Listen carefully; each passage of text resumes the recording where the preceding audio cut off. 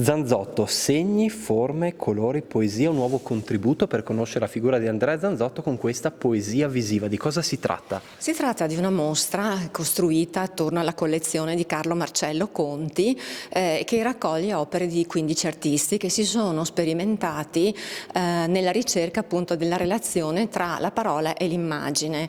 Andrea Zanzotto è stato un grande sperimentatore del linguaggio poetico, non soltanto come appunto messaggio poetico, ma proprio anche come segno grafico. Ci sono delle sue poesie dove ci sono dei piccoli disegni, degli spazi, le parole non seguono l'ordine canonico e quindi per lui la ricerca del significato della poesia era anche la ricerca del significato dell'immagine che la poesia rappresenta e del messaggio che c'è nell'immagine. La storia della poesia visiva è antichissima, risale al III secolo d.C. Una poesia greca di Teocrito ha proprio una costruzione spaziale che viene considerata come il primo esempio di poesia visiva, ma nel corso dei secoli appunto questa relazione tra la parola e l'immagine è sempre stata esplorata.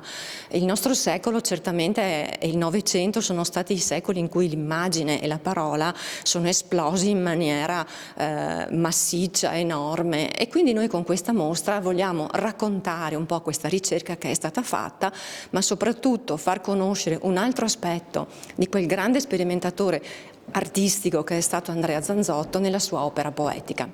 Ecco, il visitatore di questa mostra a Villa Brandolini che cosa troverà? Trova una serie di cose inusuali a mio avviso, nel senso che non è la classica mostra di arte in cui vedi una serie di quadri rappresentativi, raffigurativi, di immagini astratte o figurative. Vede una serie di lavori fatti da persone che hanno utilizzato le lettere, le parole, la musica a qualcuno, oggetti per creare delle sensazioni, delle emozioni. Infatti la storia insegna che il primo elemento che l'uomo ha usato per la comunicazione è il segno. Perché? Perché il segno ti dà l'emozione, è il primo elemento che viene recepito dalla parte destra del cervello, quello emozionale. La parola la devi leggere e quindi ci vuole più tempo per acquisirla, no? Quindi ecco, qua c'è una serie di momenti in cui il visitatore può trovare delle emozioni o degli stimoli a delle emozioni, diversamente da quello che può trovare su una mostra tradizionale.